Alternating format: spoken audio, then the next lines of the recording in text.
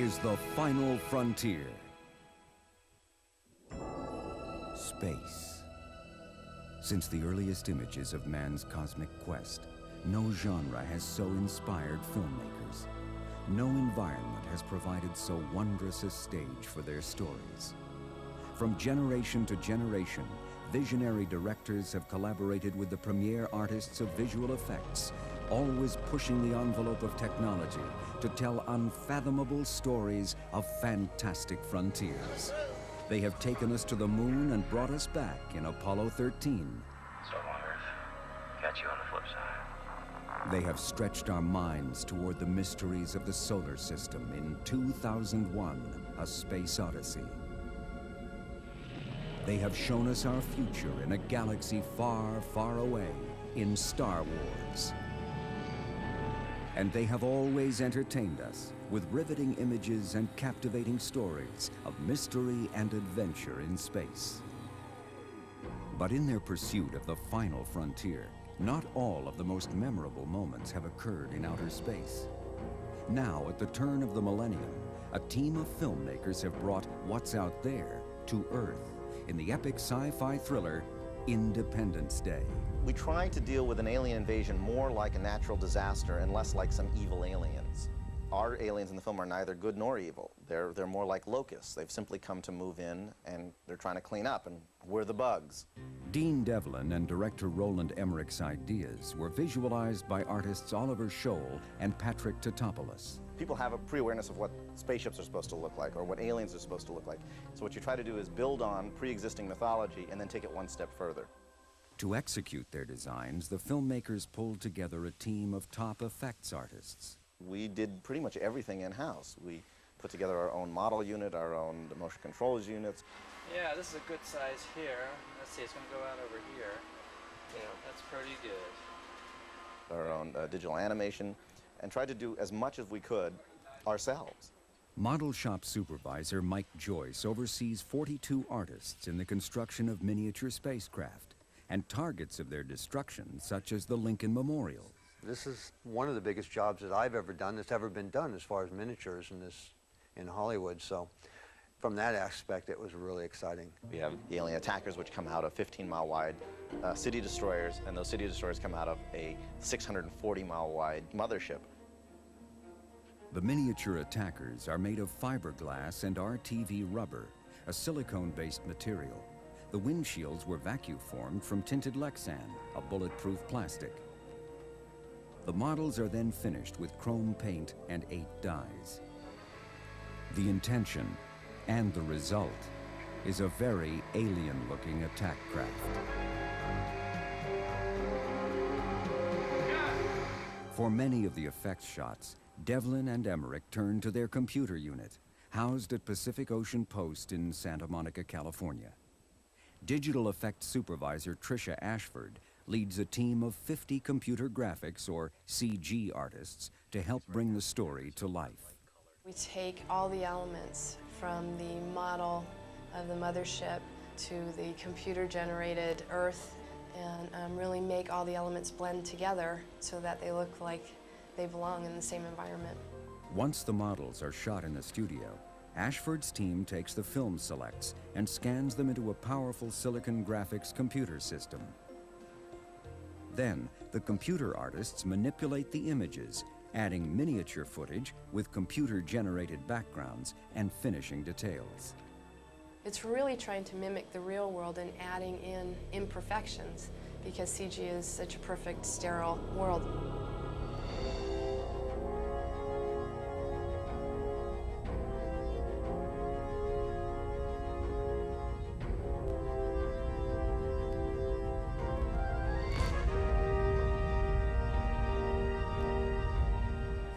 Attackers, it gives us a little bit more creative license because, you know, nobody's going to sit out there and go, oh, that's not really the way an alien ship moves.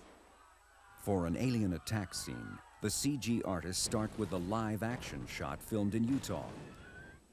Next, miniature photography of a destroyer is added. Finally, swarming computer-generated attackers and background explosions complete the scene. The resulting image creates a feeling of mass hysteria, helping Independence Day keep audiences on the edge of their seats. Throughout the history of the space genre, filmmakers have taken perhaps the greatest liberties in representing beings from other cosmic cultures. It is indeed typical that you Earth people refuse to believe in the superiority of any world but your own. Film interpretations often reflected where we were as a society. In wartime, aliens were to be feared.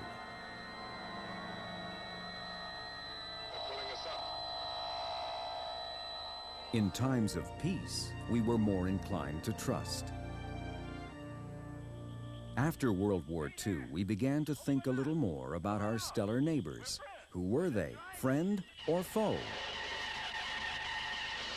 In 1951, director Robert Wise and effects pioneer L.B. Abbott collaborated on the classic anti-war film, The Day the Earth Stood Still. Just a minute, ladies and gentlemen, I think something is happening. Alien emissary Klaatu came to Earth in a flying saucer with his invincible robot protector Gort and a simple message: make peace or else. But if you threaten to extend your violence, this Earth of yours will be reduced to a burned-out cinder. To achieve Gort's ominous persona, 7-foot-tall Lock Martin wore a silver-painted foam rubber suit and a headpiece of thin sheet metal. Without you, what could he do? There's no limit to what he could do. He could destroy the Earth. Klaatu's saucer was a 100-foot-wide hollow shell constructed of plywood and plaster of Paris and painted silver.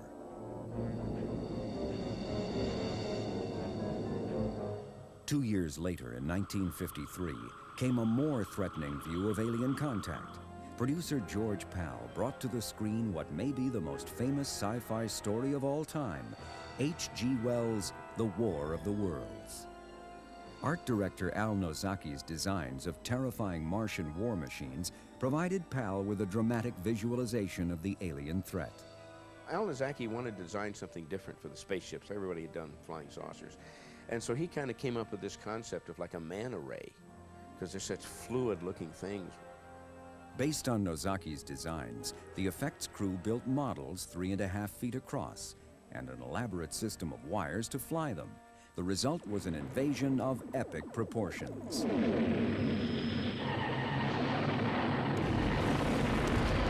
After a rash of post-war alien invader films, real-life advances into space gave the world a first-hand vision of the serenity of the heavens, culminating in Apollo-Soyuz, the meeting of Americans and Soviets in orbit. By the late 70s, Hollywood was ready to consider that non-human beings might be peaceful too. In 1977, Close Encounters of the Third Kind portrayed our extraterrestrial neighbors with beauty and grace. And in 1982, one stranded visitor actually became our friend. Now, with Independence Day, the friendship is over. I think ever since World War II, a lot of people around the world have had the fantasy. Wouldn't the whole world come together if there was an outside aggressor? And so I think the vision that Roland and I've had for this film from the beginning was to play that scenario out. Whether their movies revolve around visiting aliens or humanity's ventures into space, Hollywood filmmakers have constantly reminded us there's more to our world than planet Earth. Coming up, Silent Running's amazing robots and the actors who played them. Of the 5 billion people on planet Earth, only an elite few have actually traveled into space. T-minus 7 minutes, 30 seconds. And even they have reached no farther than the moon. 10, 9, 8, we have a go for engine start. 6, 5, 4, 3, 2, 1. Booster ignition and lift up.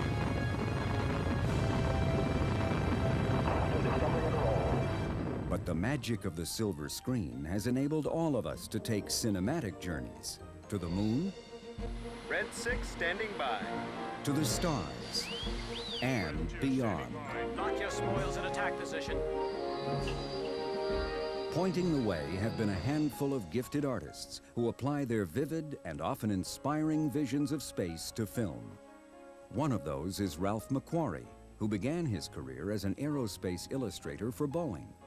When young filmmaker George Lucas was seeking studio support to bring an epic space saga called Star Wars to the screen, he went to Macquarie for help. George called me wanting to know if I'd be interested in working on it and contributing some illustrations that would help him sell it to 20th Century Fox. So after the first meeting we had, I had an idea for 3PO and R2 coming across the sand. Based on the original script, Macquarie produced illustrations which Lucas used to persuade studio executives to back the project. But Macquarie's contributions had only begun. There were hundreds of concept drawings and designs to come. My main source of inspiration, of course, was George Lucas.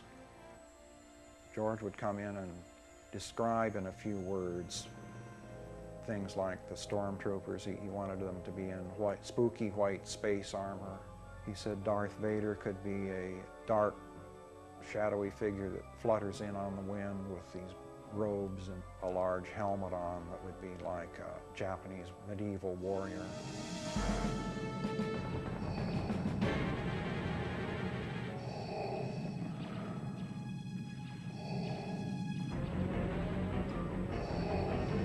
Ralph's designs were certainly instrumental in getting the movies even made.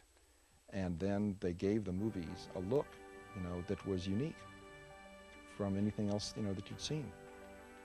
They had depth, they had design, they had a sense of grandeur to them, and a sense of wonderment. Macquarie began the design process for his Star Wars illustrations with a simple thumbnail sketch.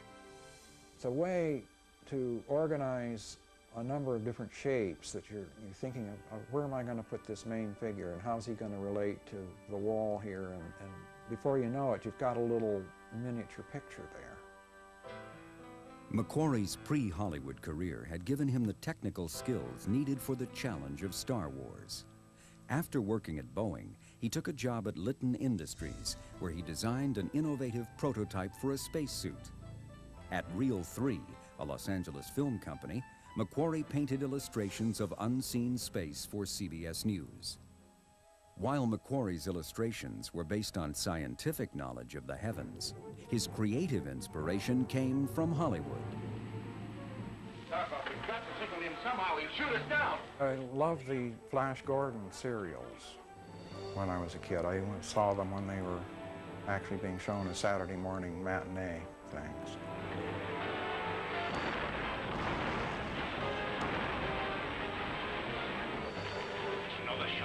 We're finished. I thought they were great. I've seen some more recently, and I can't quite see what I saw in them, but I loved them then. Macquarie was also inspired by the artwork of Chesley Bonestell, whose astronomical paintings were featured both in magazines and films. Bonestell began his career in 1913 as an architect, and architecture would always be his first love. In 1929, he went to work for Joseph Strauss, documenting the engineer's construction of San Francisco's Golden Gate Bridge. In 1938, Bonestell made the move to Hollywood. He got a job at RKO Pictures, where he created these background paintings for Citizen Kane and The Hunchback of Notre Dame.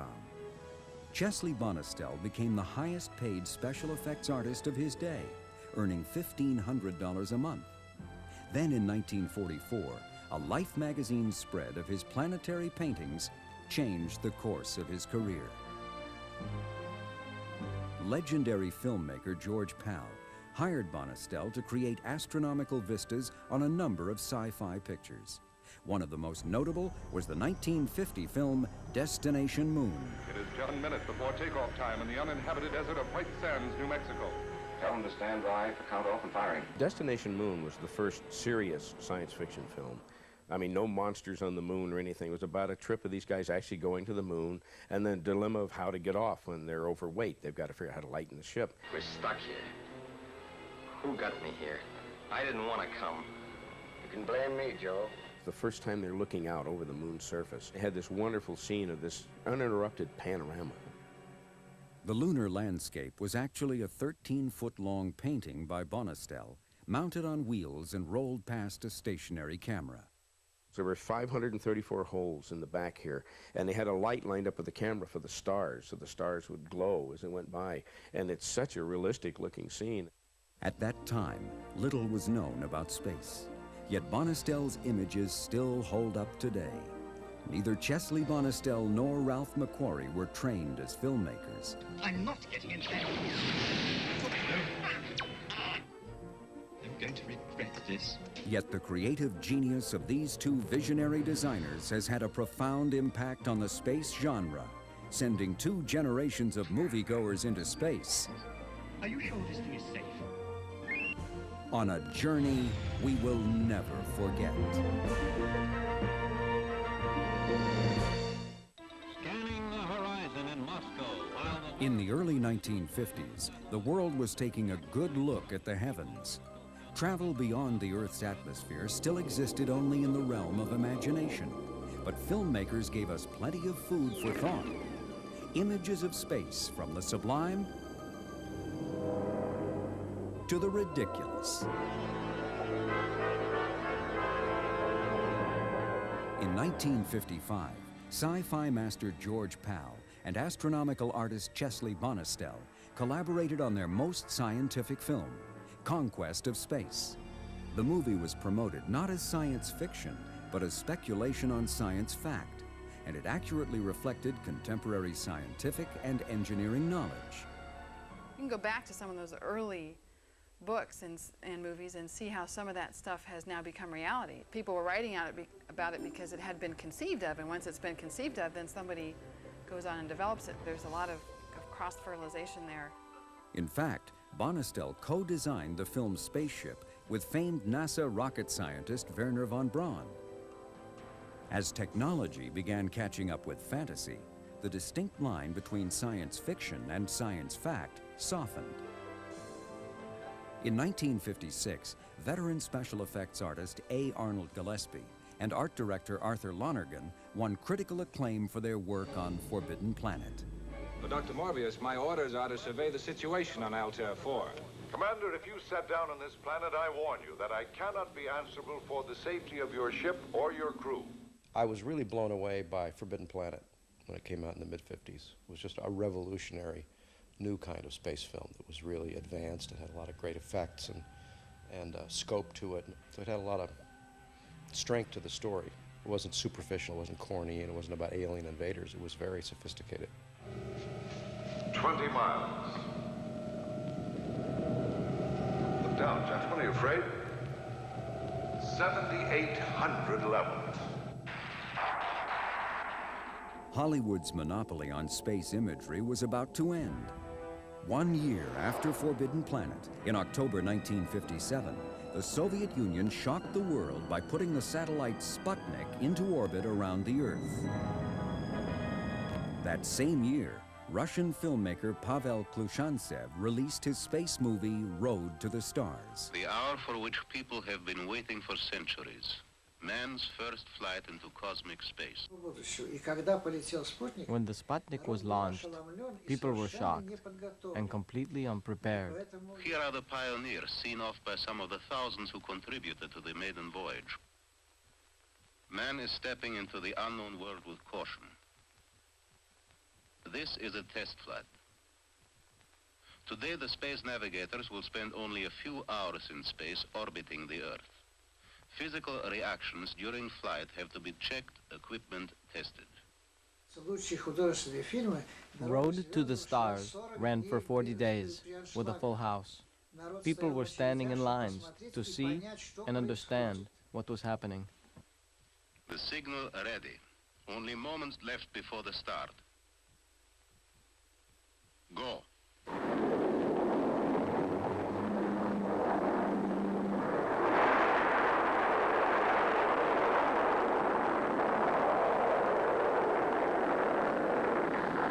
As the world took greater interest in the space race, Hollywood became fixated on outer space creatures. In 1959, a science fiction writer named Ib Melchior made his feature film debut, co-writing and directing The Angry Red Planet. he had just 9 days and $200,000 to make the film. The movie's main alien was a giant beast, a hybrid of several familiar earthbound creatures. The rat-bat spider crab was a creature that was supposed to be 40, 50 feet tall, but it was actually about 14, 15 inches. And it was a marionette. It had worked on strings, walked around and did whatever a rat-bat spider crab does. Feel the fire-hot breath of a 40-foot monster as it reaches for you. In 1964, legendary effects master Ray Harryhausen created H.G. Wells' lunar-dwelling Selenites for first men in the moon. Harryhausen achieved the creature's key scenes using stop-motion animation, the process by which puppets are moved in minute increments and filmed one frame at a time. For some shots, he employed a less sophisticated movie trick. I had to break a tradition I had always frowned upon of having men in suits. We had children in Selenite suits because I would still be animating with all the masses of creatures we had in that particular picture.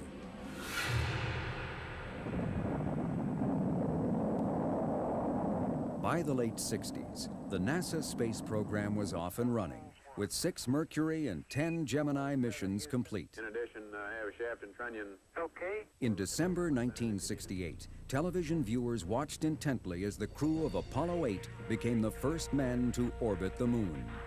Up until that time, it was just another missile, another mission, another missile, another mission. But this was like science fiction when that one occurred.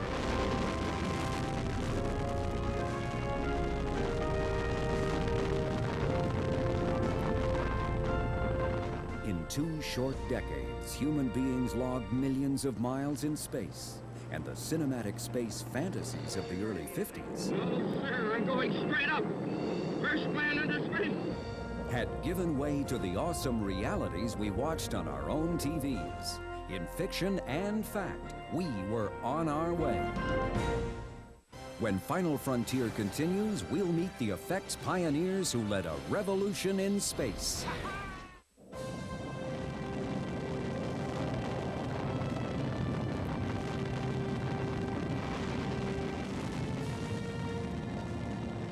While NASA was changing our relationship with the cosmos, a few adventurous filmmakers were revolutionizing the way we experience space at the movies. The revolution began in Borehamwood, England in 1964, 5 years before man touched the moon. Here, effects artists made a film so stylish and convincing that for many, it still remains the quintessential space film. The one that everybody kind of accepts as the best and greatest example is 2001. The movie was made 30 years ago, and yet it still, even today, is a pretty accurate guess of what life might be like in a situation like that. Stanley Kubrick, coming off the success of Dr. Strangelove, chose England as the place to film his grandest cinematic vision, 2001, A Space Odyssey. Among a handful of Americans on the crew was one of the film's 4 visual effects supervisors. Douglas Trumbull had never worked on a feature film before 2001, but he had worked as a painter and designer on documentaries for NASA. He had also collaborated on a large format film, To the Moon and Beyond, featured at the 1964 New York World's Fair. When Trumbull learned that Kubrick had seen the film, he seized the opportunity. I called him and said, well, I'd like to go. I'll come over to England and work with you. He said, great, I'll send you a plane ticket, and I went over. It was a big experimental movie. No one really knew how to do it or what it should look like. It was totally different from any movies that had ever been made using normal Hollywood techniques. Trumbull's system of timing mechanisms would evolve into what is now called motion control, where camera moves are precisely programmed by computer. It was really the limitations of the technology which dictated the style, because we didn't have electronic motion control at the time we could motorize. But virtually everything in 2001 had to move at a constant speed. These limitations set the stage for the ethereal, balletic movements of 2001 spaceships. We shot things over and over and over until they were perfect. I believe the shooting ratio in 2001 is over 200 to 1. For every shot you see in that movie, there's 199 more that didn't quite make the cut. Then, 1 year after the opening of Kubrick's space epic in 1969, Listen, Tranquility Base here. The Eagle has landed. people around the world watched as the first humans set foot on the moon. One small step for man, one giant leap for mankind. Neil Armstrong's words catapulted the world into an entirely new relationship with space. The wisest scientists in the 40s would never have guessed that we could have landed on the moon. That moment in time when we successfully landed men and returned them safely from the moon was a turning point in not only the history of humanity, but in the very psyche of humankind. In 1971, Douglas Trumbull got the chance to direct his first film. It was an idea of his own called Silent Running.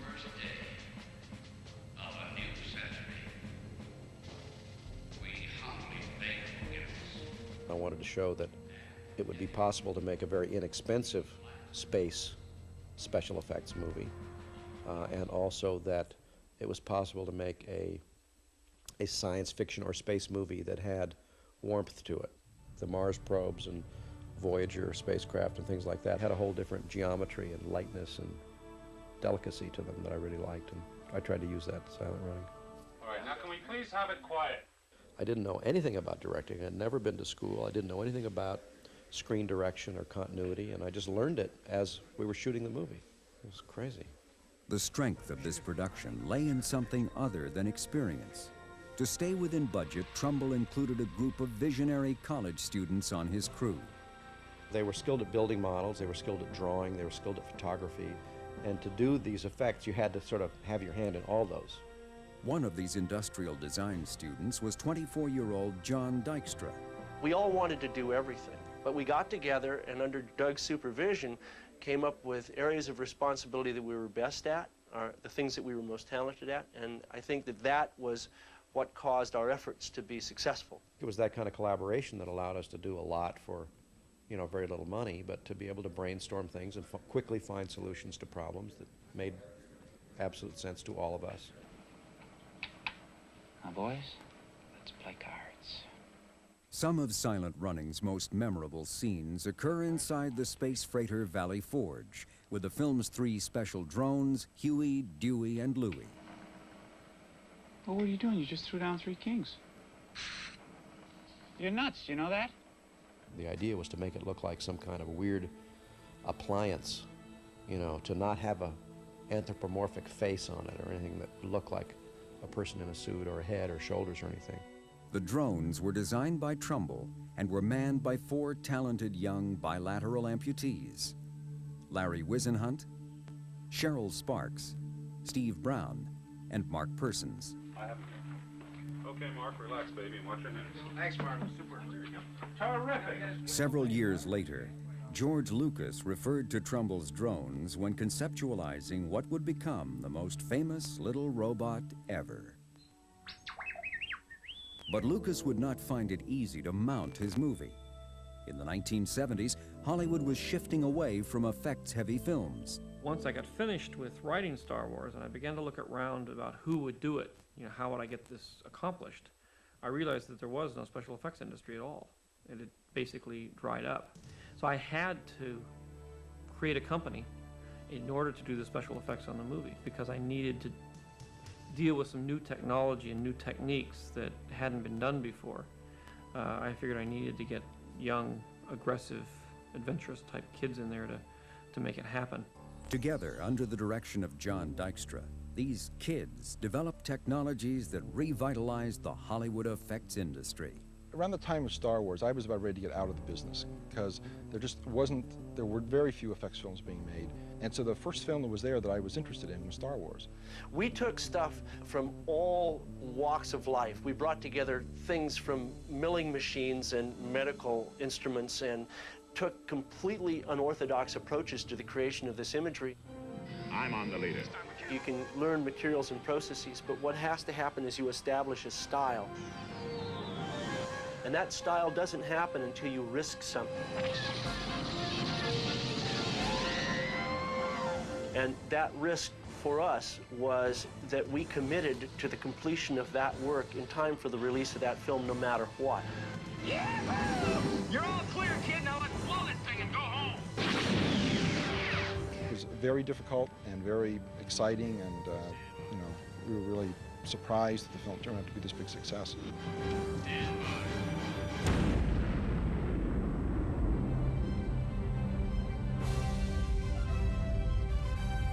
In 1979, 2 years after Star Wars, television's famous USS Enterprise returned to its fans, this time on the big screen with Star Trek: The Motion Picture. In the last 9 months of production, director Robert Wise turned to Douglas Trumbull's EEG Films, which had just completed Close Encounters of the Third Kind, and John Dykstra's Apogee Films. Renowned space artist Robert McCall was asked to create conceptual designs, including the menacing biomechanical life form V'ger. My job was to create the doorway to these universes. So the paintings that I did and the drawings all had to do with visualizing this bizarre, strange, unworldly object, vast in size. V'ger was originally defined as someplace between 300 miles and 60 miles long. We had to be constructing it while we were shooting it because of our schedule. So one end of the room was blanked off with a big piece of duvetine, black curtain, where there were guys building, and on the other side there was a big room full of smoke with lights and cameras, and people were photographing it.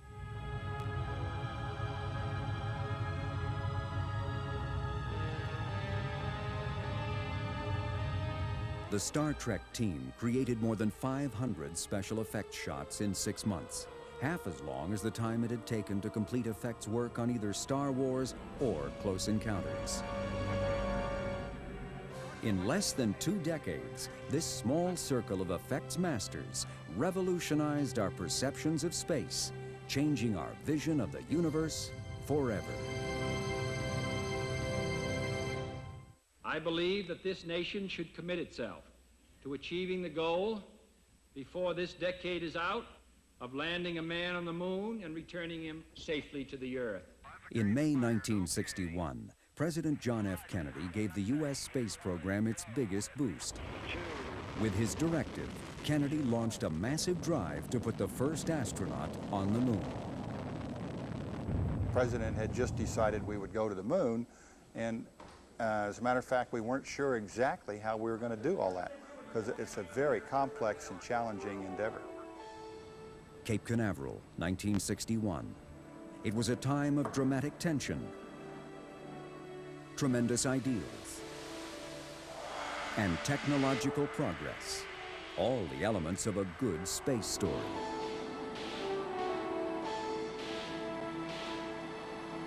"22 years later, director Philip Kaufman undertook Hollywood's first attempt to bring NASA's true story to the screen. The film was The Right Stuff, based on the novel by Tom Wolfe. Gary Gutierrez, whose storyboards were already guiding the film's effects work, took a deeper interest in the project, and Kaufman gave him the opportunity to supervise the visual effects. I'd done a lot of in-camera, multiple pass effects photography, but I'd never taken on anything quite the scale of what this ultimately would be, which is somewhere around 450 shots in the movie. One of the most challenging shots was a depiction of John Glenn's re-entry after his solo mission to orbit the Earth. No one had actually seen the effect because it's something that happens outside the spaceship. So it was sort of up to us to invent it and to come up with a way of doing it. For the wide shots, where you would see the capsule coming from the distance and racing past camera, We first tested a small capsule.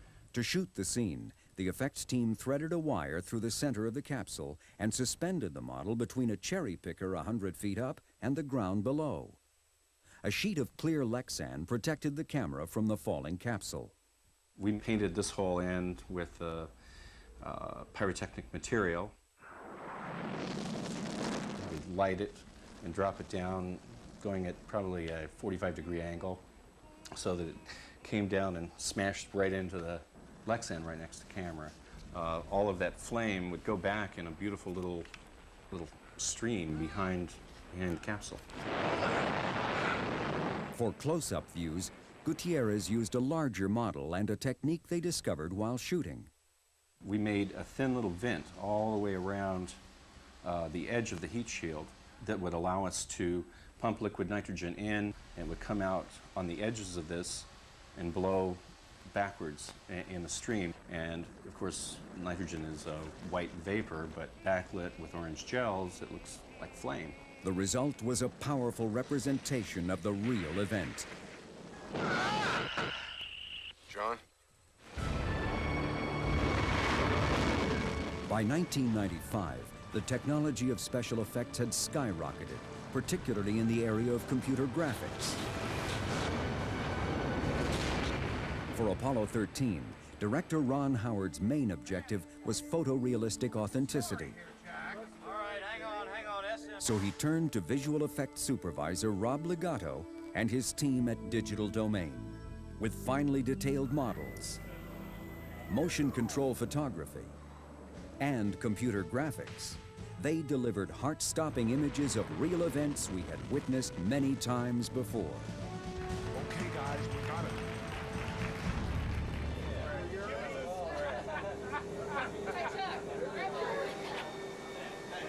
But one of the greatest effects challenges faced by both cast and crew was portraying the experience of zero gravity.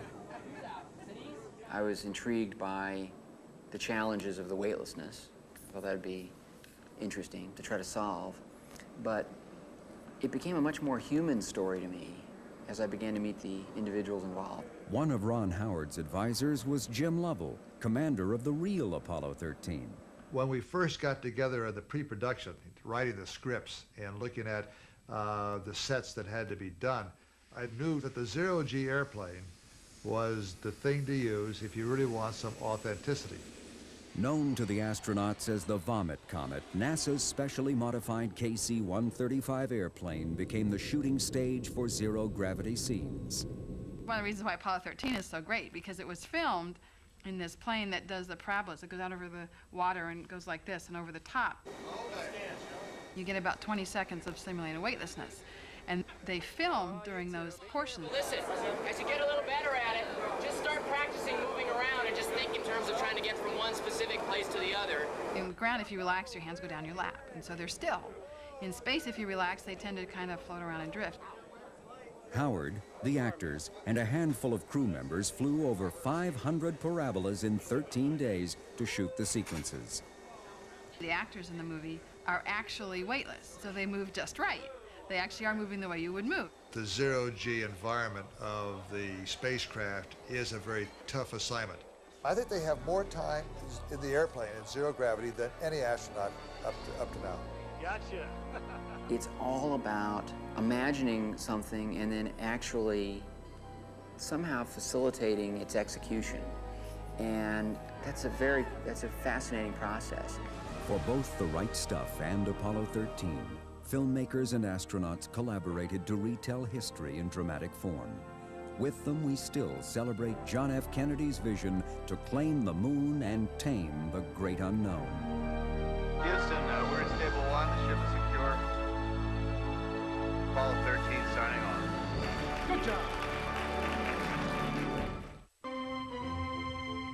To my mind, space is the future of this race. In 500 years, people are going to think of, well, there's the Earth, and there's all these other civilizations, all these other places where we live. When Stanley Kubrick widened our window to space in 2001, he also opened the door to the rapid evolution of filmmaking technology. And the pace continues to quicken today. You know, we're seeing this revolution right now with computer graphics. I mean, it's just completely turned this industry on its head because computer graphics is a whole new art form and a better way to solve many of these problems. Action. One evidence of this is its dramatic impact on television. The children's TV show Hypernauts relies heavily on CG technology to blend live action and computer-generated images. Acceptable. I will have my drones begin work at once. If it's set up as if it's a shoot and the entire universe is created in the computer, it's almost as if you're staging the action and you've got your multiple camera crews there and you're shooting it. For the show's out-of-this-world production designs, Ron Thornton looks to Steve Berg, who previously worked on Terminator 2 and Waterworld. He designed one of the most lovable characters in the Hypernauts universe, an alien pet called the Gloos. We really wanted it to be familiar, but at the same time alien. So it has a lot of terrestrial qualities based actually on one of my dogs, who's just a total lunatic. For scenes where the Gloos interacts with actors on the set, close-ups are filmed using hand puppets. If you don't drop that in 2 seconds, I'm gonna let Gulai turn you into stew. Well, I see you have found a way to make the Gloos behave after all. I think he's got the words Kulai and stew worked out. But the Gloos does most of its cavorting in the computer, and it has plenty of company.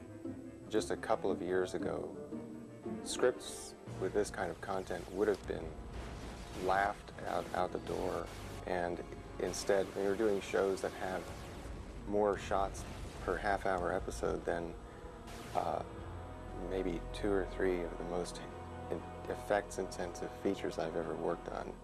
Without the computer, a weekly show like Hypernauts would be impossible.